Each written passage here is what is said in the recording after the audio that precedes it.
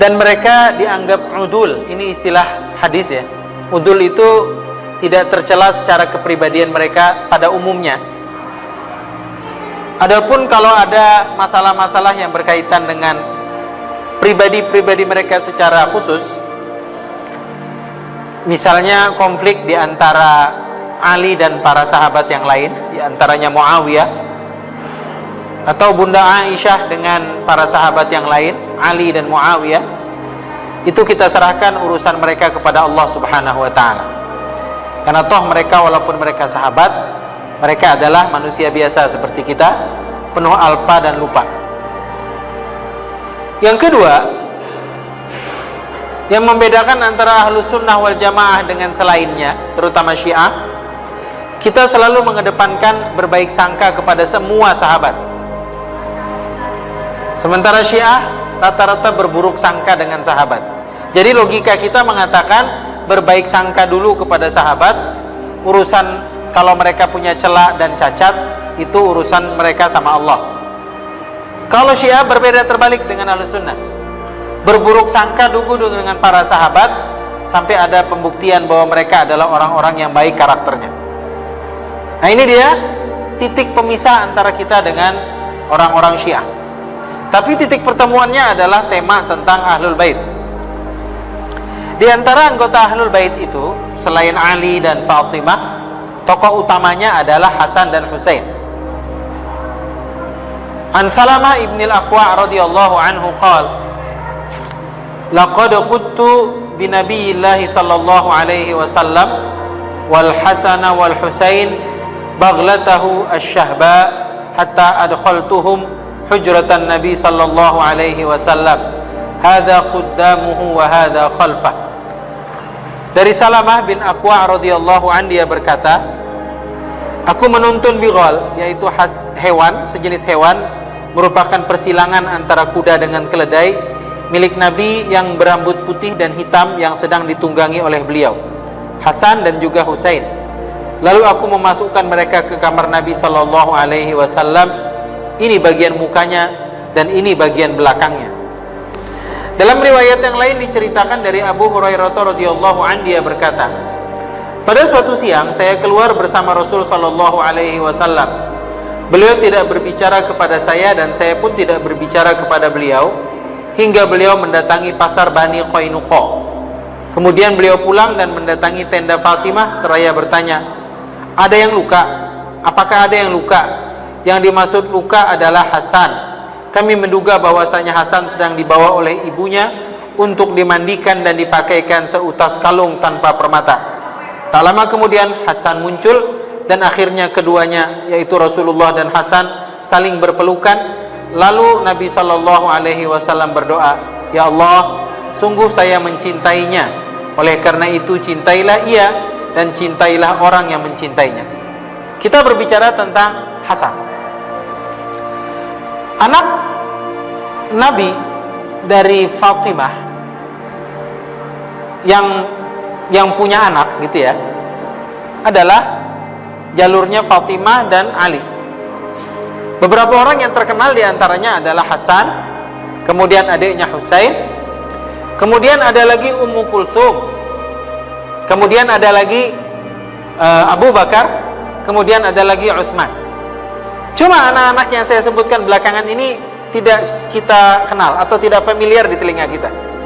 Kita lebih tahu anak Ali dari Fatimah adalah Hasan dan Husain, gitu aja. Oke, kita mau bicara tentang yang pertama ini, anak pertama.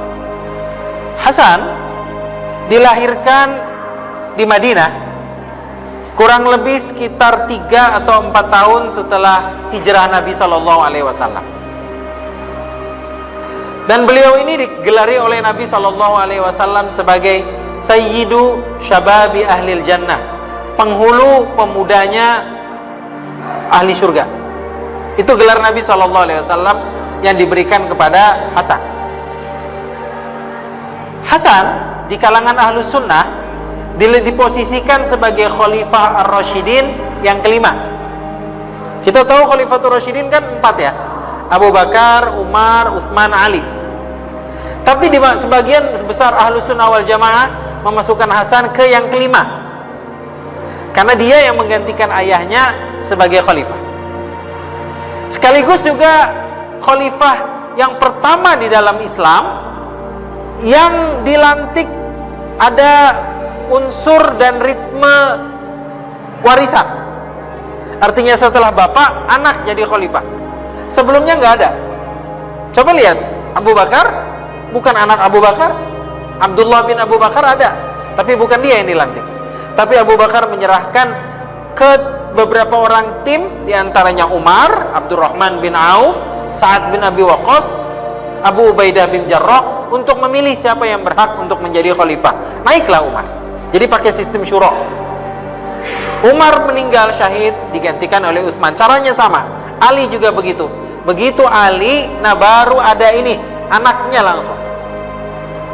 Oke, jadi Hasan menjadi khalifah yang kelima pasca ayahnya syahid juga, ditusuk oleh orang namanya Abdurrahman bin Muljib, menusuk Ali bin Abi Thalib di Kufah, syahid Ali karena kasus penusukan itu. Jadi naiklah kemudian Al-Hasan ini. Al-Hasan, hadirin yang dimuliakan Allah, tidak lama menjadi khalifah. Dia hanya sempat 8 bulan menjadi khalifah. Dan ketika dia naik ke tampuk kekuasaan, menggantikan ayahnya, ini entitas Islam, kekhalifahan kaum muslimin yang ditinggalkan oleh Ali dalam kondisi kacau balau. Pemberontakan di sana-sana, di Kufah pemberontakan, pembunuhan politik, itu intriknya terjadi di zaman Ali. Sampai kemudian puncaknya Ali pun terbunuh, naik dia sebagai khalifah anaknya ini. Begitu Hasan naik sebagai khalifah, warisan kekuasaan politik dari zaman Utsman bin Affan, yaitu salah seorang gubernurnya di Syria, di Damaskus tepatnya, namanya Muawiyah bin Abi Sufyan, tidak mengakui kekhalifahan Al-Hasan. Nah coba, beda dengan yang sebelumnya, aklamasi. Abu Bakar naik, aklamasi, semua membayar. Umar juga, Utsman juga, Ali juga. Tapi selesai Ali, Muawiyah gubernurnya Umar dan Utsman gak mau melantik Al-Hasan. Dia merasa dia juga punya kekuasaan. Nah, di sini kemudian sabda Nabi yang pernah Nabi sampaikan ketika Al-Hasan masih kecil, ketika beliau masih hidup sallallahu alaihi wasallam di depan para sahabat, terbukti di zaman itu. Jadi dulu Nabi sallallahu alaihi wasallam lagi main-main gitu ya sama cucunya. Kemudian para sahabat mendengar Nabi SAW bersabda di depan cucunya. Waktu itu Al-Hasan masih usia 3 atau 4 tahun. Sambil mengelus kepala Al-Hasan, kemudian Nabi bilang, anakku ini. Maksud Nabi cucu. Kadang-kadang dipanggilnya anak gitu, saking sayangnya. Anakku ini.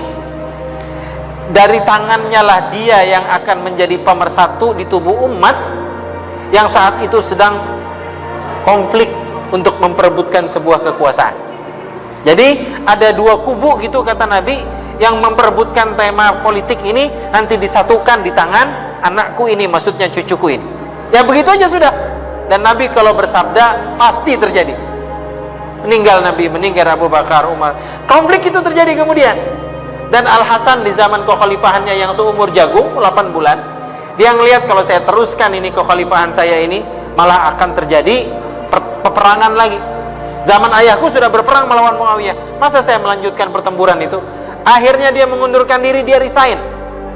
Dan tampuk kekhalifahan dia serahkan bulat-bulat kepada Muawiyah bin Abi Sufyan. Naik Muawiyah sebagai khalifah dan dibaiat secara aklamasi oleh semua. Nah gini dia, kita harus tahu ceritain. Dan lengkap masa kekhalifahan Ar-Rasyidin, kalau kita hitung mulai Abu Bakar Siddiq sampai turunnya Al-Hasan, itu jumlah tahunnya adalah 30 tahun semua. Sesuai dengan sabda Nabi sallallahu alaihi wasallam bahwa kekhalifahan setelah aku, mereka akan memerintah selama 30 tahun. Dan memang kalau dijumlahkan mulai zaman Abu Bakar sampai dengan Al-Hasan yang 8 bulan itu, genap jumlahnya 30 tahun tepat sudah. Shadaqa Rasulullah sallallahu alaihi wasallam. Lihat, kalau Rasulullah bersabda begini dan begini, kejadian itu. Saya sebelum ini membaca sebuah hadis diriwayatkan oleh At-Tabrani. Salah satu tanda-tanda kiamat akan banyak wabah penyakit kata Nabi. Dan umatku saja yang bisa selamat dari penyakit itu kalau mereka memperbanyak dan menjaga wudunya. Coba, Masya Allah. Jadi jangan kita senantiasa dalam keadaan berwudu, mau baca Quran berwudu, mau sholat apalagi, mau tidur berwudu, mau melakukan aktivitas, mau ke kantor berwudu, itu bagus. Apalagi seperti sekarang ini ya, tema-tema virus dan penyakit ini beredar di mana-mana. Lihat Nabi bersabda seperti itu, sekarang ini zamannya. Nabi juga pernah bersabda tanda-tanda kiamat adalah banyaknya gempa bumi, seringnya terjadi gerhana baik matahari dan bulan. Kejadian kan Pak? Zaman saya dulu gerhana matahari jarang-jarang. Ini sudah berapa kali ini kejadian? Lebih sering lagi gerhana bulan. Kiamat dekat. Yang belum nikah dan masih jomblo, ayo cepat kawin. Kiamat dekat Mas. Ayo sudah cepat-cepat gitu ya. Yang belum istighfar, ayo cepat istighfar sama Allah Subhanahu wa taala. Jadi ini kisah kembali kepada tema Al-Hasan tadi. Dia mundur dari tampuk kekuasaan, dan Al-Hasan ini waktu Nabi meninggal dunia, dia masih usia remaja. Jadi kurang lebih 11 tahun atau 15 tahun dari usianya Nabi meninggal dunia. Jadi memang masih kecil. Sepeninggal Nabi, beliau didaulat untuk menjadi prajurit tempur di pasukan yang dikirim oleh Utsman ibn Affan dalam penaklukan di Irak dan melanjutkan penaklukan di Damaskus, Syria. Dia diantaranya bareng dengan adiknya. Dia satu paket, ada Hasan dan Husain. Kemudian ketika tentara-tentara Utsman melanjutkan penaklukan ke Afrika, juga ada dua anak muda ini, cucu Nabi. Afrika zaman itu disebut dengan pakai i dia, bukan a. Kalau kita menyebutnya Afrika, kalau orang Arab menyebutnya Ifriqiya. Jadi penaklukan Ifriqiya, di antara tentara yang menaklukkan adalah ini dia, Hasan dan Husain. Lanjut, tentara terus melaju ke daerah Asia Tengah, masuk ke sebuah daerah namanya Tubrustan, dan satu lagi daerah daerah Iran sekarang ini. Jadi ada dua daerah juga ditaklukkan oleh para mujahid muda ini. Baik. Setelah Al-Hasan mundur dari jabatannya sebagai khalifah, dia pulang kembali ke Madinah. Kenapa? Karena kekhalifahan Ali itu pusatnya bukan di Madinah, biar kita tahu sejarah. Abu Bakar, Umar, Utsman, ibu kota kekuasaan Islam di Madinah. Tapi Ali, karena dia lihat konflik ini berkepanjangan waktu zaman dia masih hidup, dia tidak mau kota Nabi ini tercemari oleh darah. Kan dia perang itu, perang saudara. Jadi dia membawa konflik ini dalam tanda kutip tidak di kota Mekah, tidak di kota Madinah.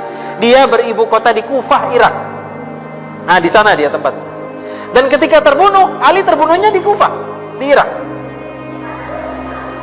Setelah ayahnya meninggal dunia dan dia mengundurkan diri dari kekuasaan politik, jadi pensiun dini, Al-Hasan ini boyongan dengan adiknya pindah kembali ke Madinah. Gitu ceritanya. Dan dia menghabiskan masa tua seperti biasa, dan dia meninggal seperti biasa, dan dikuburkan di kuburan Jannatul Baqi'. Itu di ujung Masjid Nabawi. Itu kan ada pekuburan Baqi'.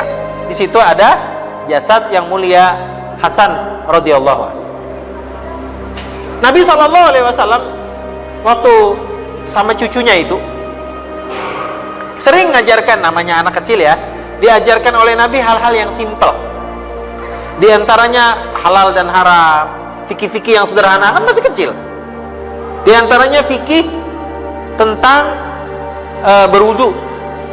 Jadi anak kecil ini sudah tahu bagaimana berwudu yang baik. Pada suatu hari, ketika mereka sedang berada di masjid dan di tempat wudu, ada seorang sahabat, atau diceritakan itu bukan sahabat tapi tabi'in, jauh lebih tua umurnya dibanding kedua orang anak muda ini, sedang berwudu tapi wudunya nggak betul.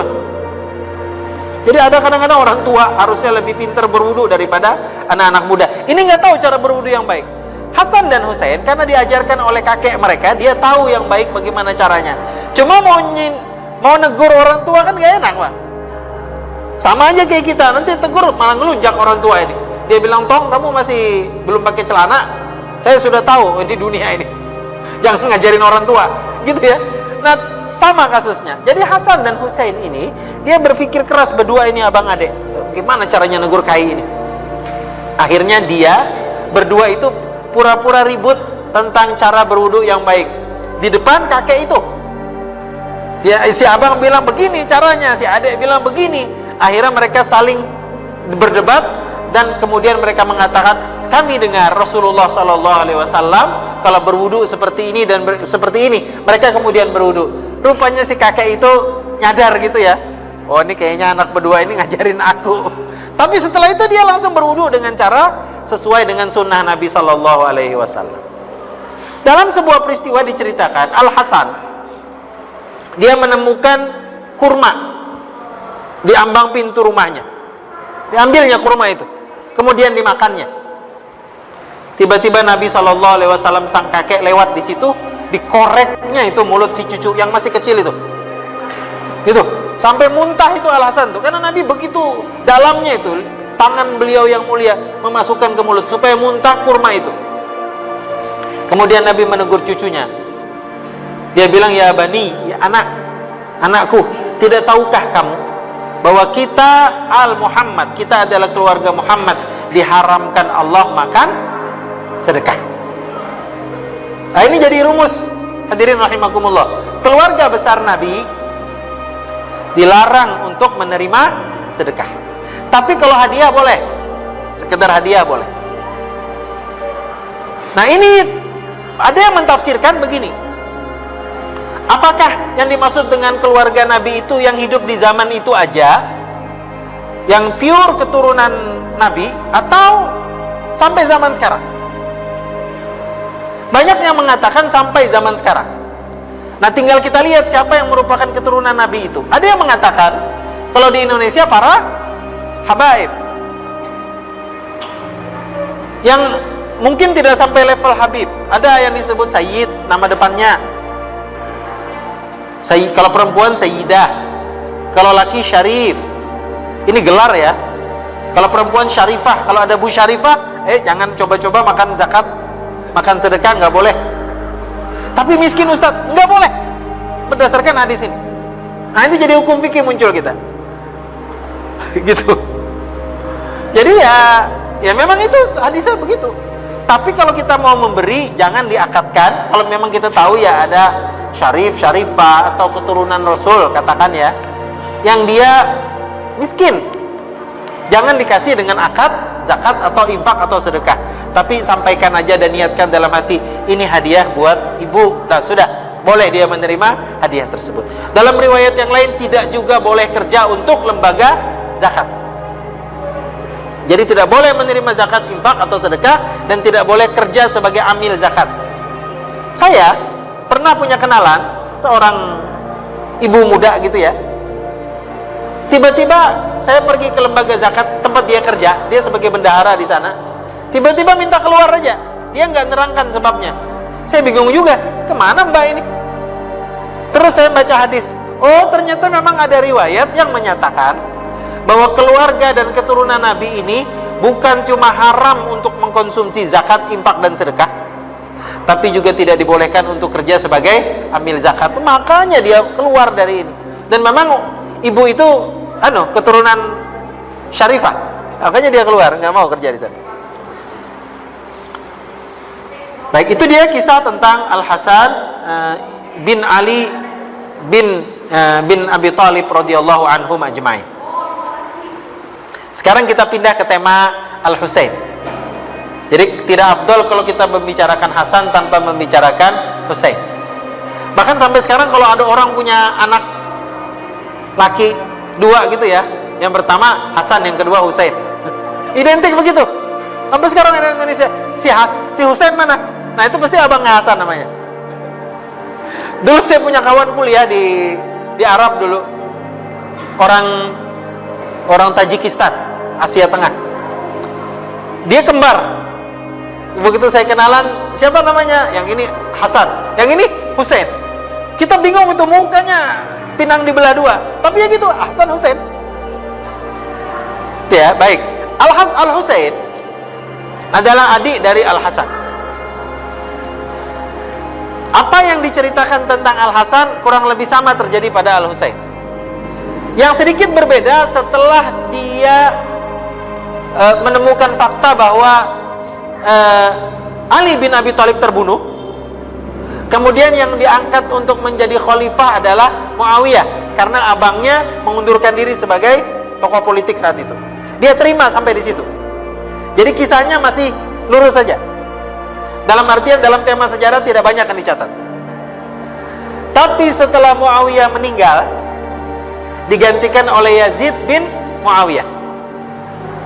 Nah, jadi kepemimpinan mulai sudah bukan syuro.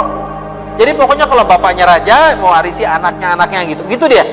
Sehingga mulai zaman Muawiyah, para ahli sejarah sepakat menyatakan sebagai berikut. Yang menggunakan istilah khulafa atau khalifah hanya Abu Bakar, Umar, Utsman, Ali, dan Al-Hasan. Tapi setelahnya kayaknya kurang afdol jika mereka dipanggil dengan khalifah. Karena khalifah tidak dilantik dengan cara pewarisan tahta. Tapi dipanggil apa? Sultan. Dipanggil apa? Malik, raja. Dipanggil apa? Amir.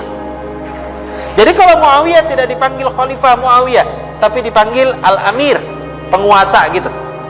Kenapa? Karena pelantikannya tidak menggunakan sistem yang digunakan oleh para Khulafaur Rasyidin.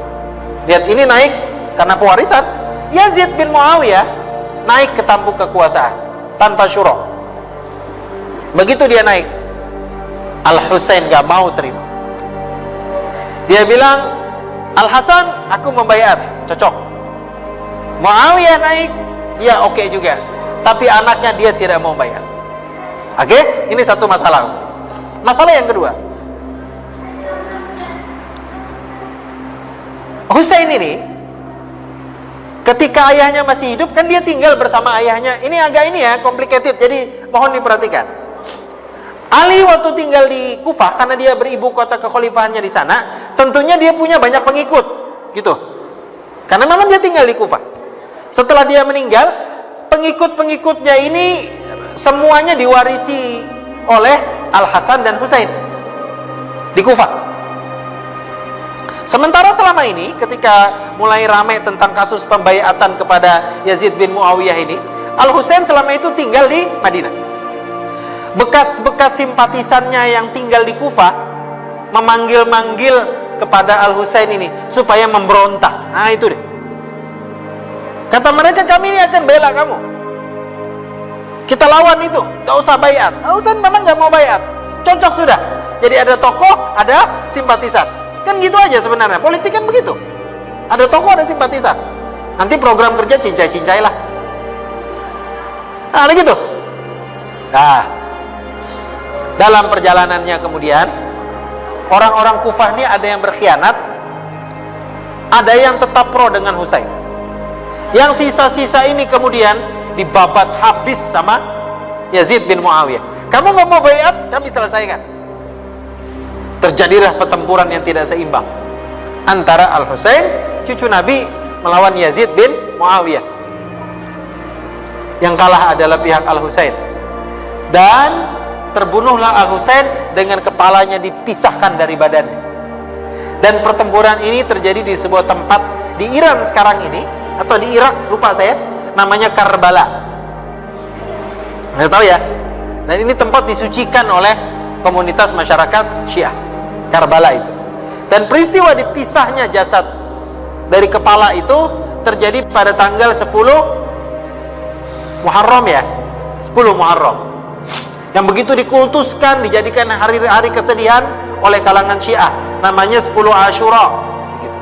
Dalam Islam ada juga kita, gitu ya, tapi tidak disebut dengan hari kesedihan. Pada hari seperti itu biasanya orang-orang Syiah di seluruh dunia mengutuki diri mereka sendiri atas kematian Husain. Caranya ya pakai bagian hitam gitu ya, terus menepuk-nepuk dada, Husain, Husain gitu. Saya dulu pernah pergi ke Pakistan tahun 97-98. Saya mau lihat Asyura itu kayak apa gitu ya. Ya nakal-nakal sedikit deh. Jadi saya mau tahu. Kalau cuma sekedar dengar rumor, nggak tahu, baca aja. Akhirnya pas ada perayaan Asyura, karena di Pakistan banyak Syiahnya. Saya nyelinap juga di antara mereka, pakai baju hitam juga. Terus menyelinap di antara barisan pawai dia. Wah, saya pukul-pukul dia ada juga. Mau tahu aja Pak, jangan khawatir. Saya cuma mau tahu aja. Kalau nggak gini-gini nggak bisa masuk barisan itu. Oh begini. Jadi sampai sampai ada yang melukai dirinya untuk mengutuk, menunjukkan kesedihan yang mendalam atas meninggalnya sang imam bagi mereka. Pukul-pukul duri di badan gitu. Terus di pinggir-pinggir itu banyak ambulan-ambulan. Kalau sudah darah banyak habis nanti dibawa ke ambulan, bawa rumah sakit diobatin. Begitu cara mereka meratapi kematian Al-Husain. Tapi itulah konflik ya, sejarah kelam dalam dunia Islam.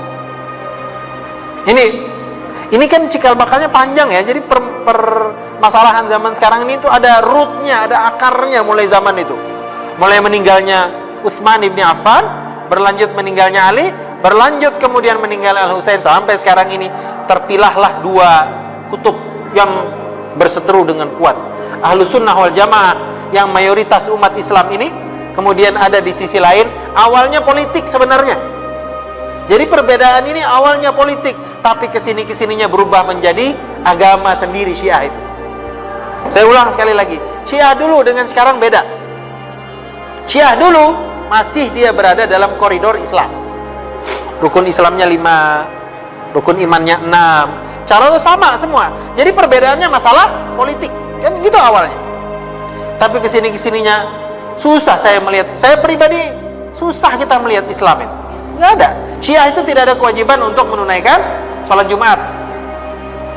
Nggak ada. Sholat Jumat itu sunnah aja. Dan itu pun dilaksanakan di Universitas Teheran. Bukan dalam kerangka berbicara tausiah agama. Kan biasanya sholat Jumat gitu. Kalau dia bicara politik, dan dia itu dilakukan di panggung khutbah Jumat. Gitu dia, biar kita paham. Gara-gara kasus corona ini, di Google saya baca sebuah berita 2 hari yang lalu. Gara-gara kasus corona, maka ditiadakan sholat Jumat di Iran. Gitu judulnya. Saya bingung sendiri. Apanya ditiadakan? Orang memang gak ada sholat Jumat kok di Iran. Pinternya tuh media mengutip sana kan sih. Jadi gara-gara corona ditiadakan sholat Jumat di Iran. Khawatir orang ke masjid nanti kena corona katanya. Padahal dari awal logika itu sudah terbantahkan. Apa? Karena memang di Iran gak ada sholat Jumat. Gimana dibilang? Jadi bukan karena coronanya, memang sholat Jumat tidak ada di Iran. Wallahu a'lam bishawab. Ini kisah tragis tentang meninggalnya cucu Nabi Al-Hasan dan Husain radhiyallahu anhu. Kita pindah ke sahabiah yang lain. Nah, kali ini perempuan, ibu dari Hasan dan Husain. Namanya Fatimah Az-Zahra radhiyallahu anha, putri Nabi sallallahu alaihi wasallam. Dari Al-Miswar bin Makramah bahwasanya Ali bin Abi Thalib radhiyallahu anhu pernah melamar putri Abu Lahab, Abu Jahal, ketika ia telah menikah dengan Fatimah binti Rasulullah sallallahu alaihi wasallam. Ketika berita tersebut didengar Fatimah, ia pun langsung mendatangi ayahnya. Jadi waktu Fatimah masih hidup, Ali berniat untuk menikah lagi. Yang akan dinikahi adalah putrinya Abu Jahal. Jadi putrinya Abu Jahal ini muslimah. Ketika berita tersebut didengar Fatimah, ayo lihat, maka ia pun langsung mendatangi ayahnya, Nabi SAW. Rasulullah kemudian seraya berkata, sesungguhnya para sahabat Anda mengatakan bahwa Anda tidak pernah marah karena sebab putri-putri engkau. Sekarang ini Ali akan menikahi putri Abu Jahal. Miswar berkata, kemudian Rasulullah SAW berdiri untuk berpidato, dan saya mendengar beliau membaca syahadat. Setelah itu beliau berkata, sesungguhnya aku telah menikahkan Abul As bin Rabi'. Lalu ia memberitahu kepadaku dan membenarkanku, sesungguhnya Fatimah binti Muhammad adalah darah dagingku. Oleh karena itu saya tidak suka apabila orang-orang memfitnahnya. Demi Allah, sungguh tidak boleh bersatu antara putri seorang utusan Allah dengan putri seorang musuh Allah pada seorang suami untuk selama-lamanya. Miswar berkata, akhirnya Ali membatalkan lamarannya. Apa kesimpulannya, Pak?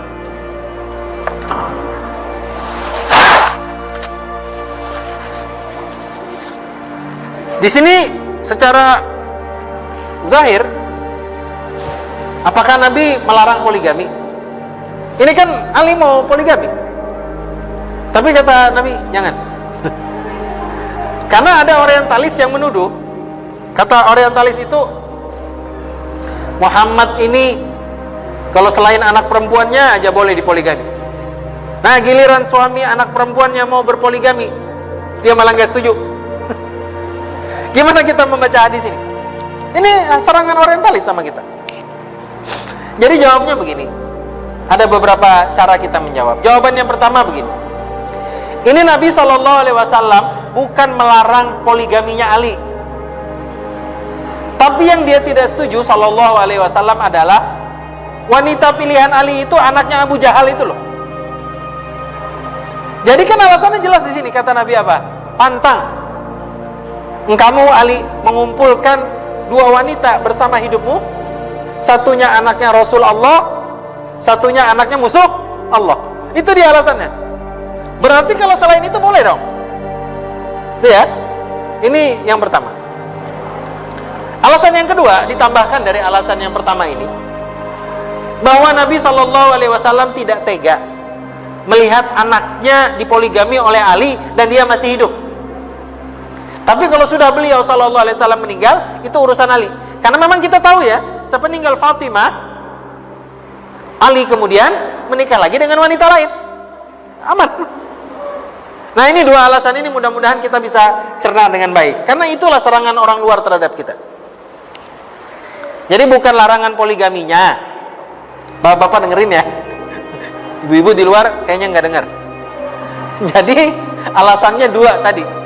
Yang pertama, karena memang Nabi tidak ingin dikumpulkan anak perempuannya bersama dengan madu, dan madu itu adalah anak dari musuh Allah. Yang kedua, kalau pernikahan itu pun terjadi, jangan seusia Nabi masih hidup. Nabi meninggal dunia, baru silahkan Ali mau menikah. Dan memang terbukti, setelah Nabi meninggal, tidak lama kemudian Fatimah akan menyusul. Dan setelah itu Ali radhiyallahu anhu menikah dengan beberapa wanita sepeninggal Fatimah radhiyallahu anha. Fatimah itu anak Nabi yang paling apa? Yang paling tua, yang pertengahan, atau paling bungsu? Paling bungsu Fatimah ini. Dan dialah yang banyak hidup di awal-awal masa kenabian, yang membantu Nabi ketika, kan kita tahu kisahnya Nabi kadang-kadang dilemparin kotoran. Kemudian kalau mau pergi ke masjid dikalungin perut-perutan busuk, unta. Nabi lagi sujud dilemparin itu bau-bauan busuk, perut-perutan unta itu. Nah, Nabi pulang dengan kondisi begitu, sampai ke rumah, siapa yang nyiram-nyiram bersihkan tubuh Nabi? Ya, Fatimah.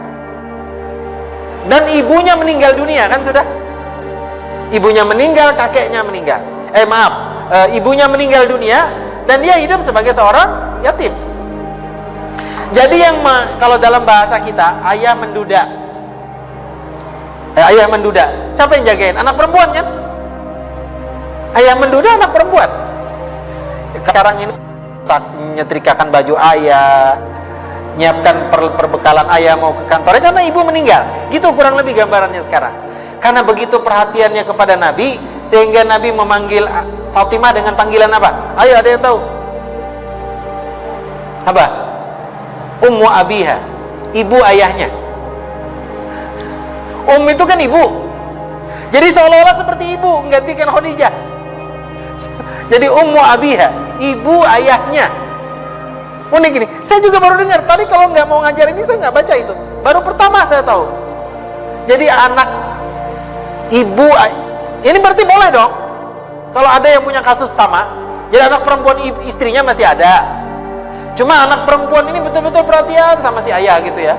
Kita boleh panggil, wah ini ibu ayahnya, ibu ayah gitu. Bukan anak ayah, ibu ayah. Karena begitu perhatian, menggantikan perhatian sang ibu kepada si ayah. Gelar yang lain juga dari Fatimah ini adalah Az-Zahra. Zahra itu artinya semerbak, bunga. rose gitu.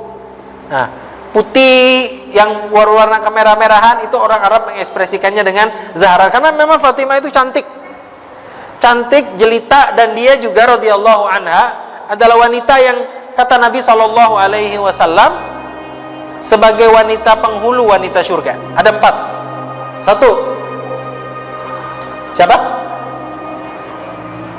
Maryam binti Imran, ibunda Isa alaihissalam. Yang kedua, Asia imra'atu Fir'aun, istri Fir'aun. Lakinya dedengkot neraka, istrinya dedengkot surga. Insyaallah. Dia punya rumah di surga itu. Dan dalam Al-Quran ada itu, ketika dia berdoa, ya Allah bangunkan buat aku rumah di surga. Itu dia, Asia. Jadi benua Asia kita tinggal ini, jangan diambil dari nama dia. Nama dia memang Asia, ya, benua Asia itu Asia. 3, Khadijah radhiyallahu anha, istri Nabi. Yang keempat baru Fatimah. Nah, lihat, ibu dan anak jadi penghulu wanita surga itu cuma Khadijah dan Fatimah radhiyallahu anha. Terakhir, nah ini ada kasus Fatimah ini. Jadi Fatimah ini menurut versi Fatimah dan Ali diwariskan atau mendapat warisan oleh Nabi SAW tanah. Kan Nabi kan berhak juga untuk mendapatkan rampasan perang kan. Di sebuah daerah namanya Fadak, Fadak di luar kota Madinah. Versi Fatimah dan Ali, tanah itu adalah warisan Nabi kepada aku. Cuma yang jadi masalah adalah di zaman Abu Bakar, tanah itu diambil sama Abu Bakar. Di zaman Umar juga sama kebijakannya. Alasannya apa? Karena ada sebuah hadis Nabi yang mengatakan, Nahnul Anbiya, kami adalah para Nabi, tidak mewariskan apa-apa. Itu. Dan kalaupun peninggalan kami ada, maka itu harus dijadikan sedekah. Hadisnya sahih. Oke ya, saya ulang. Hadis Nabi. Ahlus Sunnah berpegangnya itu. Jadi kami para Nabi tidak mewariskan apapun. Kalaupun ada yang kami tinggalkan berupa harta, itu harus dijadikan sedekah. Oke ya. Karena itulah kemudian Abu Bakar datang dengan baik-baik kepada Ali dan istrinya, bahwa ini tanah ambil buat negara, karena Nabi mengatakan semua warisan itu dijadikan sedekah. Di sini Syiah bermain kemudian. Versi Syiah mengatakan nggak ada gitu. Karena ternyata Fatimah menurut hadis-hadis versi dan jalur Syiah menentang itu dan dia sakit hati. Bagaimana tanah warisan ayahku diambil sama Abu Bakar dan Umar? Sampai matinya kekesalan itu dia bawa. Karena bagi Fatimah, para nabi boleh saja mewariskan warisan. Sebagaimana nabi-nabi terdahulu, dia memberikan warisan kepada anak dan keturunannya. Kenapa nggak boleh? Yang kedua, menurut versi Fatimah lagi, setiap rumusan bahwa Nabi SAW ketika menyampaikan sebuah warisan itu pasti dia sudah memahami konsekuensinya. Karena Nabi tidak mungkin bersabda dan mengeluarkan sebuah titah kecuali itu berdasarkan wahyu dari Allah. Apa kata Allah dalam surat An-Najm? Wa ma yantiqu 'anil hawa, dan Muhammad tidak pernah berbicara dari hawa nafsunya. In huwa illa wahyu yuha, tapi itu pasti adalah wahyu yang Allah wahyukan kepada dia. Berarti ini pengecualian katanya dari hadis yang mengatakan Nabi tidak mewariskan apa-apa. Berarti ini pengecualian. Dibantah lagi sama kita kaum Sunni bahwa ternyata Ali di zaman kekhalifahan dia tidak lantas merebut kembali apa yang sudah diambil oleh Abu Bakar dan Umar yang dimasukkan kepada Baitul Mal kaum muslimin. Tapi Ali tetap menyatakan bahwa tanah Fadak adalah milik kaum muslimin. Tidak diambil, diserahkannya kepada Fatimah. Enggak. Berarti Ali kalau begitu setuju kan? Berarti Ali setuju dengan ijtihad Abu Bakar dan Umar bahwa tanah Fadak adalah milik kaum muslimin. Ini kisah seperti itulah adanya. Kita serahkan yang benar itu kepada Allah Subhanahu wa taala. Karena memang konflik ini berkepanjangan kemudian hari, tapi kita Ahlus Sunnah wal Jamaah selalu berburuk sangka kepada semua sahabat. Kalaupun ada konflik, friksi di antara mereka, kita serahkan urusan mereka kepada Allah Subhanahu wa taala. Lebih dan kurang saya mohon maaf. Aku qouli hadza wa astaghfirullahal azim. Subhanakallahumma wa bihamdika asyhadu an la ilaha illa anta astaghfiruka wa atubu ilaik. Assalamualaikum warahmatullahi wabarakatuh.